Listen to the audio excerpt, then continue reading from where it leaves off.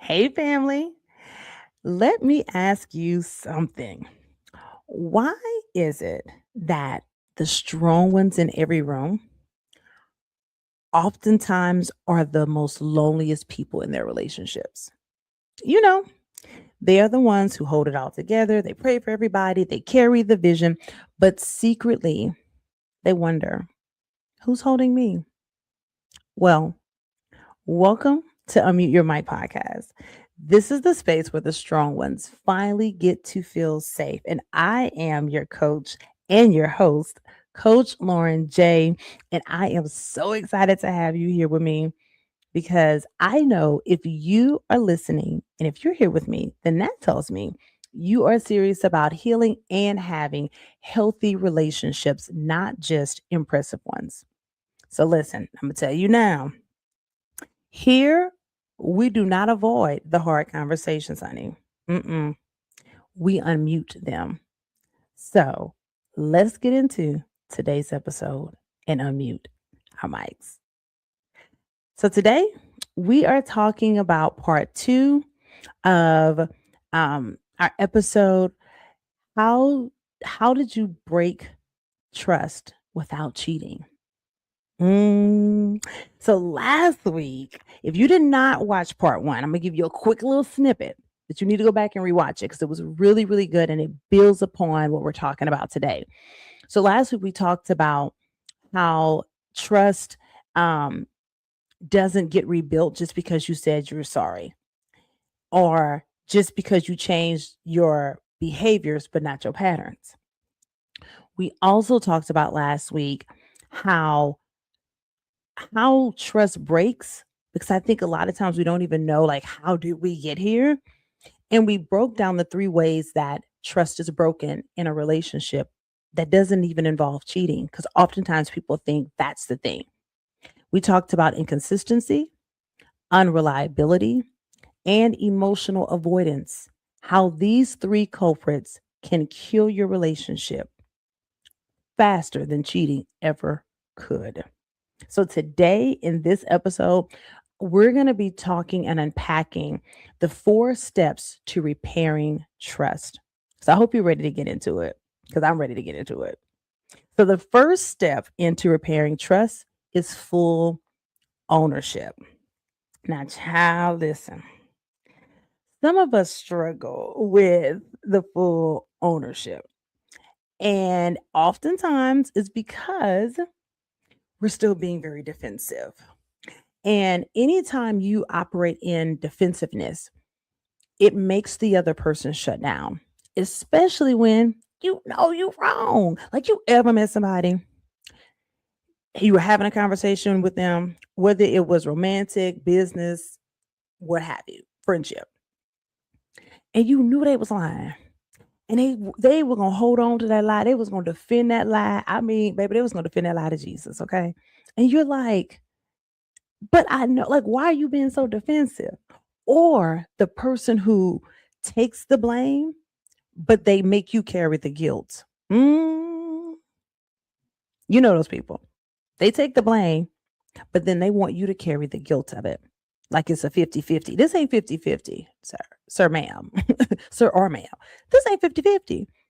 And so when we talk about repairing a relationship, and not just relationship, but repairing trust, right?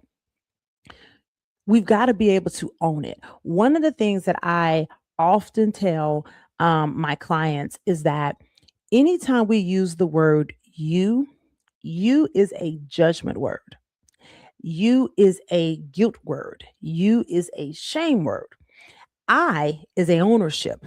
I has it's a letter and it is a word all at the same time, right? So when we think about owning something, we want to say things like, I know I hurt you. See, that's when you so some of y'all like, well, how do you say not say you? You lead with I. It's okay if you add you in it, right? But you doesn't need to be how you start the conversation because how you start it is how people interpret it. And that's how they're processing it through their own lens. So when you start out by saying, I know that I hurt you. I'm sorry that I hurt you. Not you ain't that hurt. See, that don't work. That don't work. Mm-mm. Or we say, I know I hurt you, but see that but negates everything you said before it. So when you're like, well, I said this and it ain't get me anywhere. Did you use the word but? Because see, this is the thing about people. We've heard this phrase, communication is key, right? But why is it that many of us are still locked up? Do you not have the key? If communication is key, why are you still locked up? Now that's a whole conversation for a different day, baby. But I'm just want to bring that to the table because when we think about trust, we think that it's something that should be built overnight, but it's really built over time. And so you want to share things like, I see how my behavior made you feel unsafe. Again, I is an ownership, right? We're not delegating our bad behavior onto the other person. And then that when we start taking ownership of it, now ownership restores dignity. That's what it does. And so oftentimes when I'm talking, especially to couples, and we're talking about what does it look like to restore trust, and a man's love language is love and respect. So when we talk about restoring trust, especially from the men who are trying to restore it, respect is something that they need, right? Respect symbolizes love for them. But when you do something that is disrespectful, regaining that doesn't happen overnight. So sometimes you got to decide. You got to decide, is it worth it? Some of the decisions we're making, the patterns that we refuse to break, are they worth, is it worth you being married to your pattern to the point where you may be divorced from your partner? I'm going to let you sit with that. Because a lot of times that is why we cannot begin to restore trust, is because we are so married to the pattern and our position with it that we're willing to lose our partner behind it. Because once you lose their trust, you've lost them.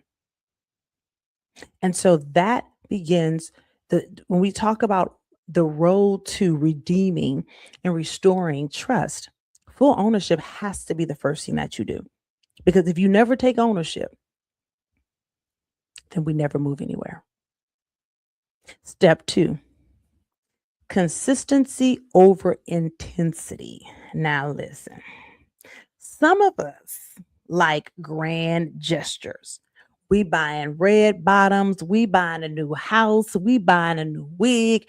We want to buy our way out of consistency. You can't. And so, no matter how grand the gesture is, it does not rebuild trust. It's predictable behavior that builds trust. And when you start having predictable behavior, like following through, following up, showing up emotionally, not avoiding, this is how we can start to repair trust a whole lot quickly, because consistency is romantic to your partner. We talk about the nervous system, and you hear people talk about my nervous system is overwhelmed. And let's not minimize that though, because my nervous system is a part of my body.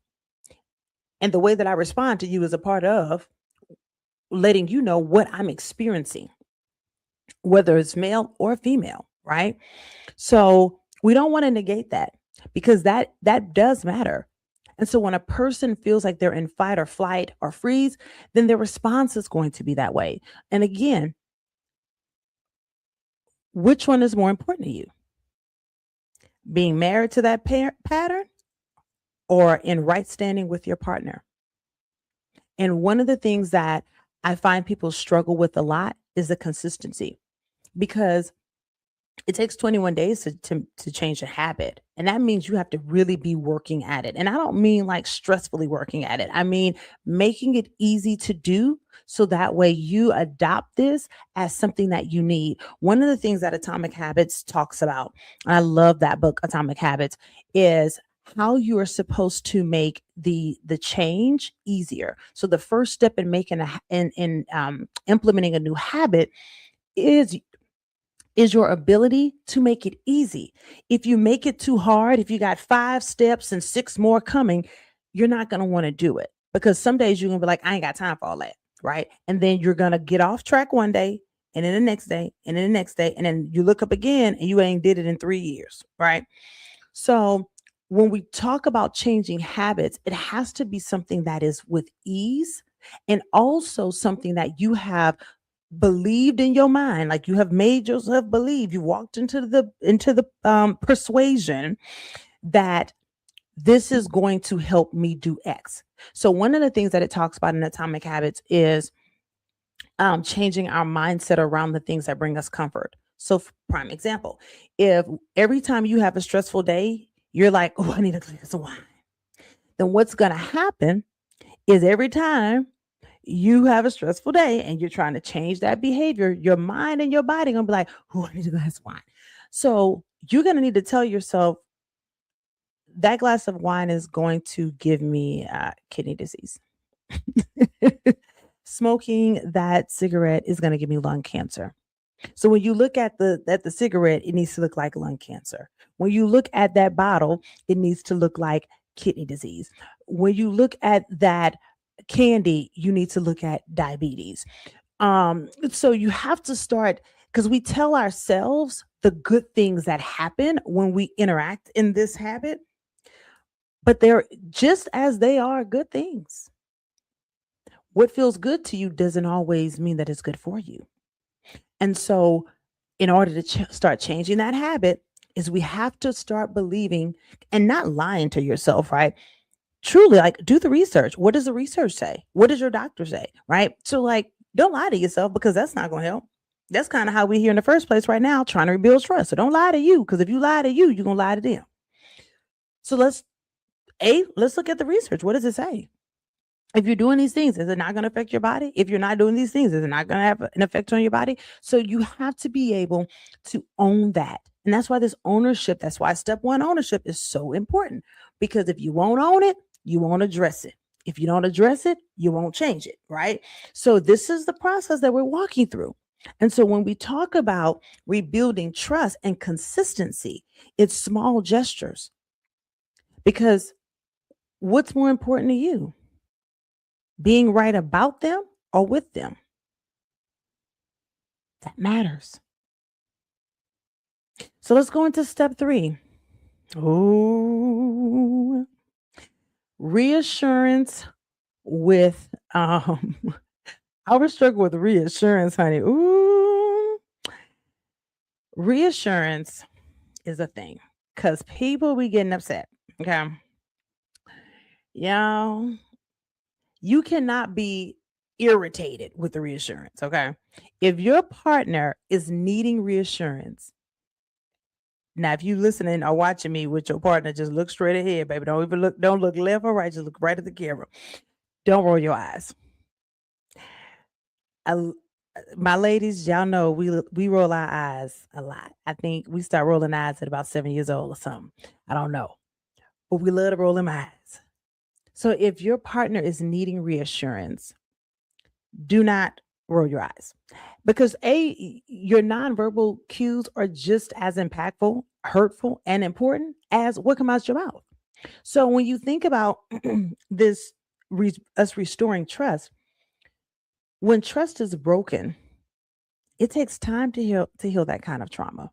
And a lot of times we don't want to hear the word trauma, but it's true. It takes time to rebuild those. So you can't punish the other person for being hurt.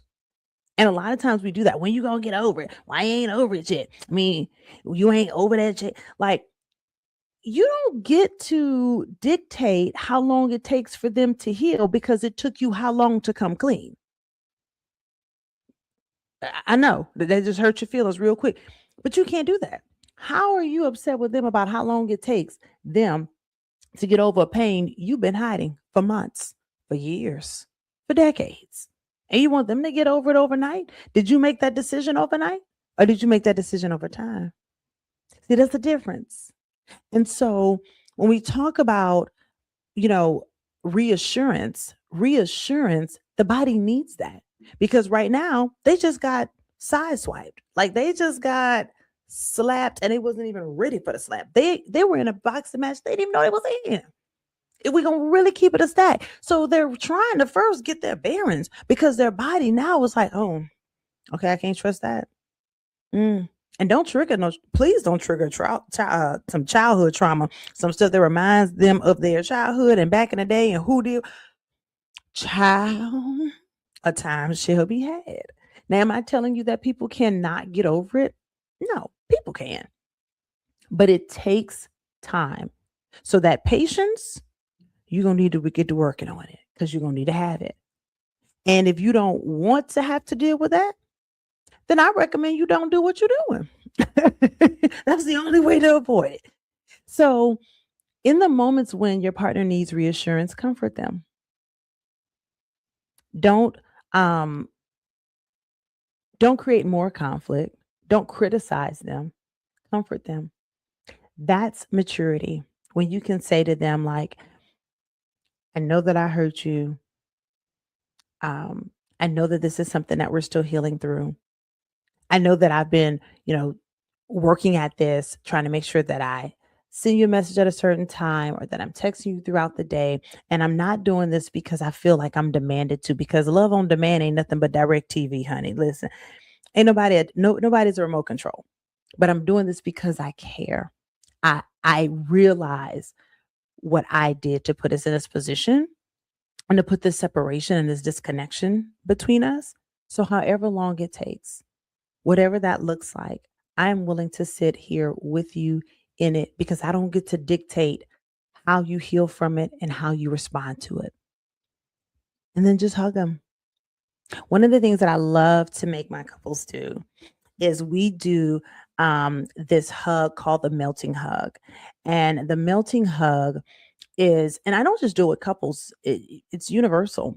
I do it even with my children because it resets the nervous system. And so the goal is to be able to hug your partner or hug your child or whomever and that you're reconnecting with, but hug them for a longer period of time outside of like 3 second hug. Like, all right, y'all get them church hugs. No, an embrace. And I would recommend, 20 second hold if you can. But the beautiful thing about the melting hug is that it allows you to be stationed with your partner, but it also allows you to get on the same the breath work with them. And so as you're hugging them, you'll notice your heart rate begin to kind of slow down. Your breath will get on the same page. And so you guys will be breathing in rhythm. And doing that helps to release some of that cortisol that is stored in the body, in in your hormones, and that's got you, all upset. And it creates connection. It also creates intimacy, and it also invites vulnerability because both of you now are in a very soft and gentle space, and you want to do um, slow hand movements up and down the shaft of the back. It's just very relaxing, and it just allows that person to just release because a lot of times what you're getting back from your partner or that you're getting back even from your children, there's times when I have to just hug my boys and I hug them for an extended amount of time and I will allow them to put their head on my shoulder and I just rub their back very gently. um is it allows them to know that they're safe. It makes them feel very connected. It makes the other person feel like they're wanted, they're significant, they're safe, they're seen here, and it allows again their cortisol levels to decrease, and then they find themselves in a more grounded space so they're not just reacting. And from there that also allows reassurance to rest in them. So try it, y'all. Let me know how it works because trust me, my clients be out here winning on it. Okay, that melting hug is tried and true, darling. It is tried and true. So definitely, I would definitely incorporate that into your reassurance, right? Um, into consistency, into ownership. And then step four, invite accountability. Trust grows when transparency increases. I'm going to say that one more time. Trust grows when transparency increases. And so allow that person to you hold each other accountable. You're on a team, right? This is not offense defense. Either you both are on offense or you're both on defense. And the only person that you guys are defending against is the enemy, not the inner me, the enemy. That is the person. You are going up against the problem, not the person. So, that takes that rewiring, right? And so what does accountability look like? Sharing passwords. I already know, chat. Some of y'all like, let me click her off, chat. And I know sharing. I don't know if I can share the password. Sharing passwords. Sharing thoughts. Sharing struggles. Sharing what's going on in your life in your day. And not because you're guilty, but because you're rebuilding safety and you're allowing them to be a part of what you've been keeping them out of. Because oftentimes we've been keeping our partners out of the conversation, out of what's in our heart, out of what we're secretly feeling. And so, because we've kept them out, this allows them to be invited in. Because it's no different than you getting a trainer. Why did you get a trainer? Because if you don't have a trainer, you're not going to go to that gym when you're supposed to, or you're going to go and you're going to waste time. You're not going to have a plan. So you're going to just plan to waste time, because that's what happens with people who don't have plans. They plan to waste time. So you're going to waste time, and you're going to go once, or you're not going to go anymore, or you're going to go every other time. And there's no community there. There's no connection there. So there's no accountability. And where there is a lack of accountability, there is no growth. Even Michael Jordan needed a coach. Even Kobe Bryant needed a coach. Why? Because coaches bring accountability. It's not that they didn't have good talent or skills or disciplines. There is an accountability.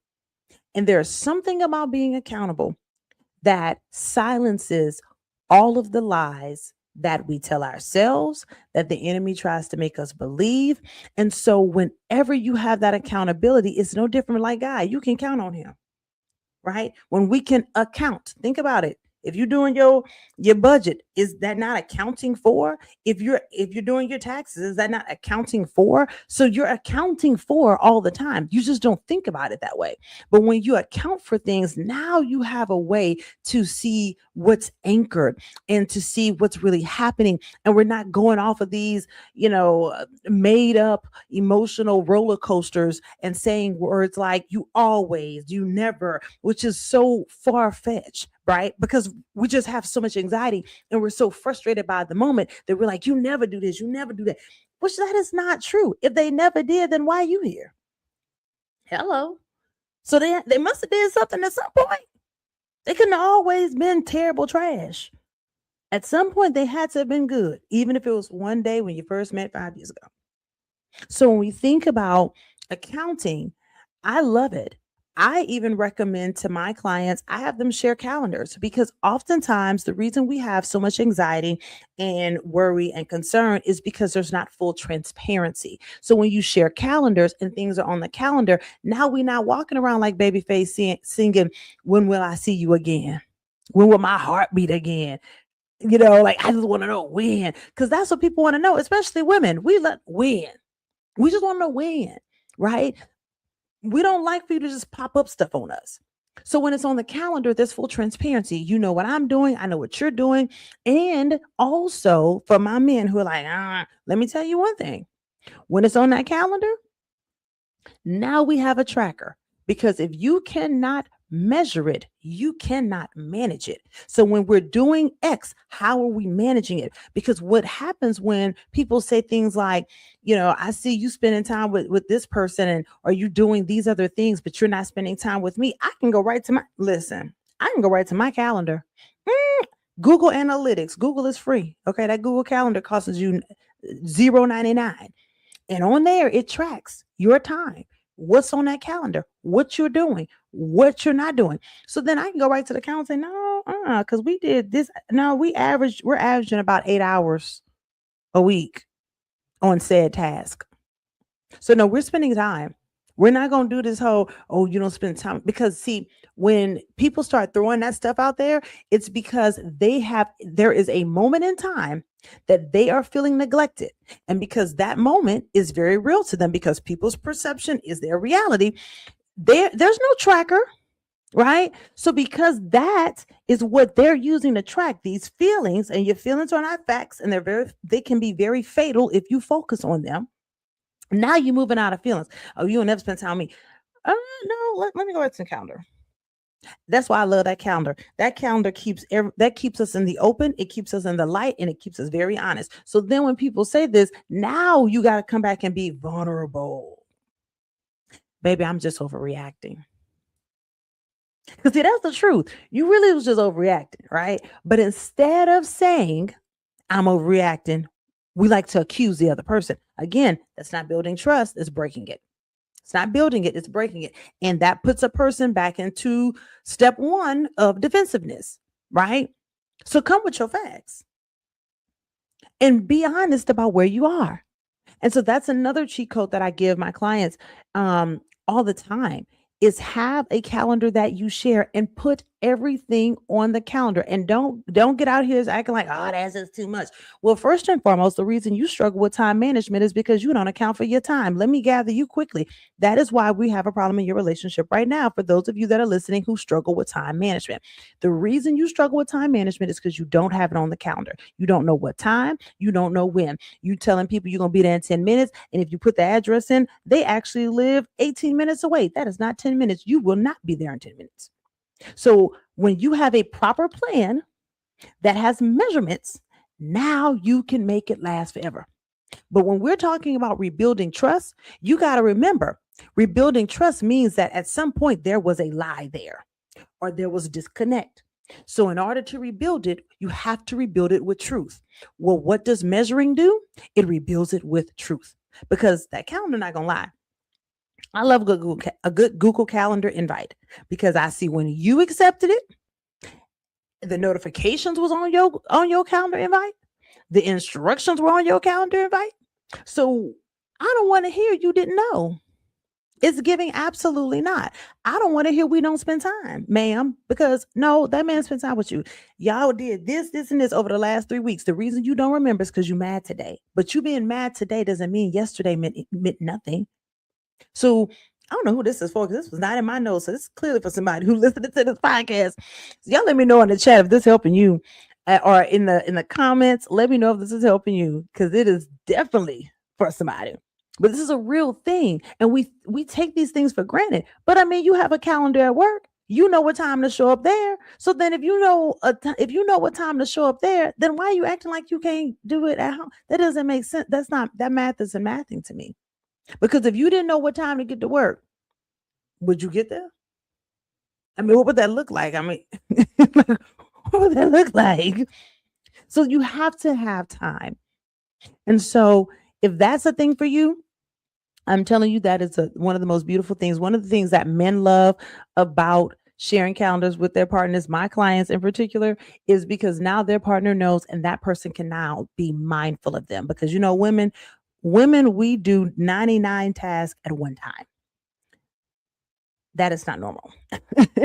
And it's actually not productive either. And we will bark out orders to these men. Do this. We'll bark out orders to them kids. Go in the kitchen, and while you're over there, put this house wash, and then put them in the trash. Three different things. Their mind cannot focus on that. And so what men love about sharing the calendar is now you're being able to be mindful. So before you delegate to me a task, like pick this up when you get home, well, now you see that, no, on the calendar, I had this on the calendar, so I can't do that when I get home. Versus, oh, I didn't even know you had all that. Oh, so when you doing that? Oh, so when you was gonna tell me? See, when it's on the calendar, you get the email, sir, when she accepted it, and ma'am, you get it when he accepted it. So then that way it's, oh wait, let me go back to them. No, you accepted it Wednesday at 5:35 p.m.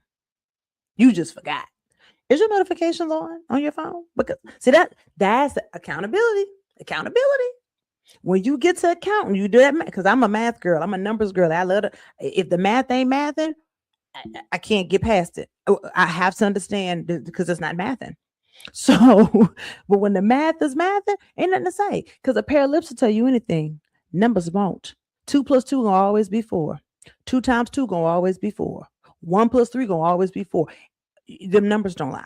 That's why they're so important to accountability. They're important to rebuilding trust. They're important to full transparency. They heal. They really heal more than what we really realize.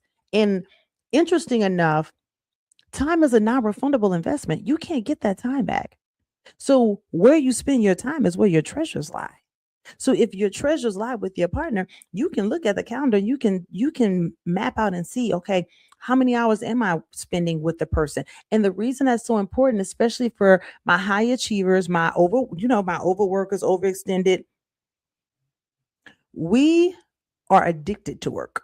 Work is our favorite drug. Work is our favorite thing. So we can get so into the work and into the weeds of the work that we don't see anything else happening outside of us. That's why that calendar is so important because it helps us to become better. But you won't know that you're losing weight if you hadn't been getting on the scale. Hello. So put some measurements in there. And then because you're rebuilding safety, give yourself grace. There's not going to be a time that you always get it right. But there should be times that you're getting it right more often than you're getting it wrong. And if you're finding yourself getting things wrong, that you need to assess, is what we've agreed to really sustainable? And I don't think we think about sustainability enough because we'll say things like, well, I'm going to do this. I'm going to make sure I call you every day at 5 o'clock. But you know that you have a meeting with your team or with your boss or wherever at 5:15, and you know your partner is not going to be able to get out everything they want to get out in 15 minutes. You just know it. So why would you tell them you're going to be able to do this and call them and hold the phone when you know that as soon as you tell them, all right, I got 15 minutes, they already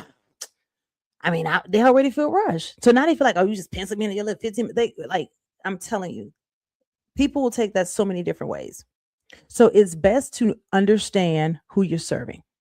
Who is this with? If you know this person is a long-winded person, they really need a good 30 to 40 minutes, an hour, 2 hours, then you plan that time, carve out that time and put it on the calendar. So that way calendars create commitments. I'm on this time thing really hard and it is so not in my notes. I know this is for somebody who is listening to this episode because it is so critical. And when we put the time in, now we're committed. Now we're connected. Do you see that? Calendar, commitment, connected. See that? That's how it works. Thank me later.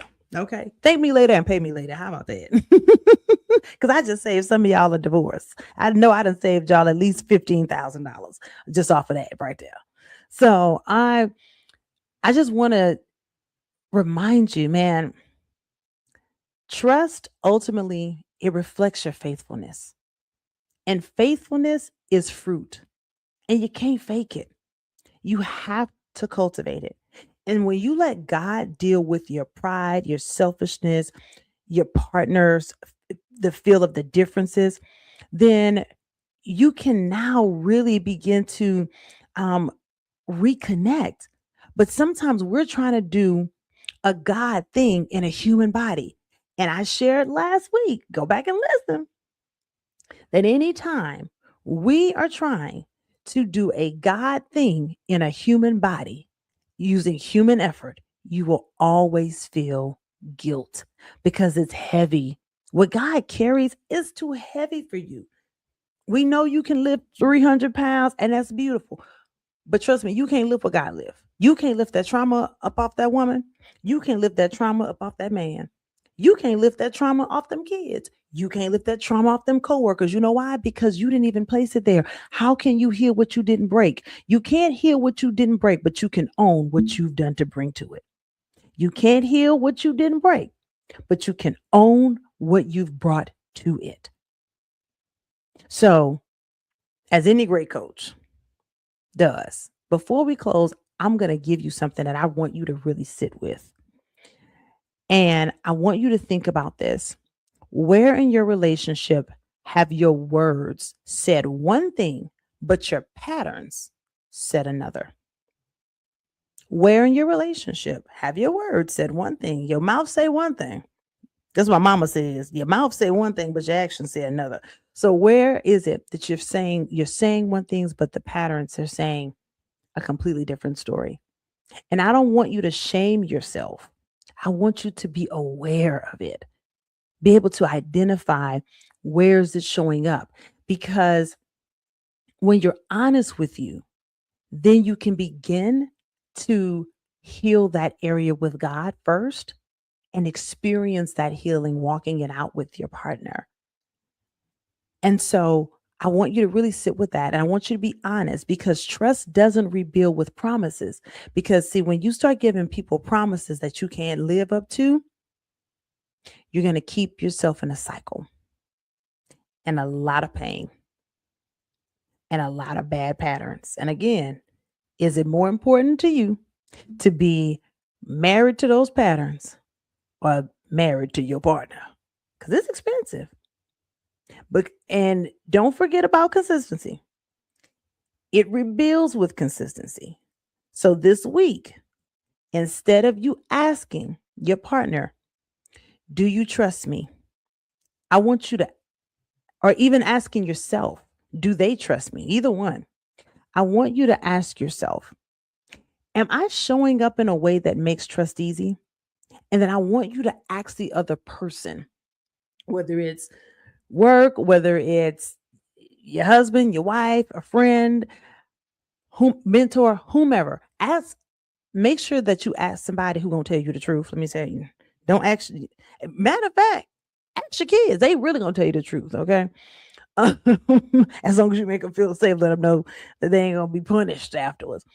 But and I say this because the way that you experience life is not always the way people are experiencing you. So you may think you're presenting yourself in one way, and people are like, "Oh, that's really not the way we're seeing it." And you'll be very surprised by that feedback, and really doing this introspective work is what's going to help you identify: is this really working?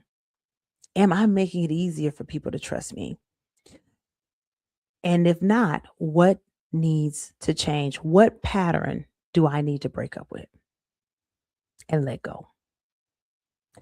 I thank you for your time, man. This was so good. If this conversation challenged you, I'm going to challenge you.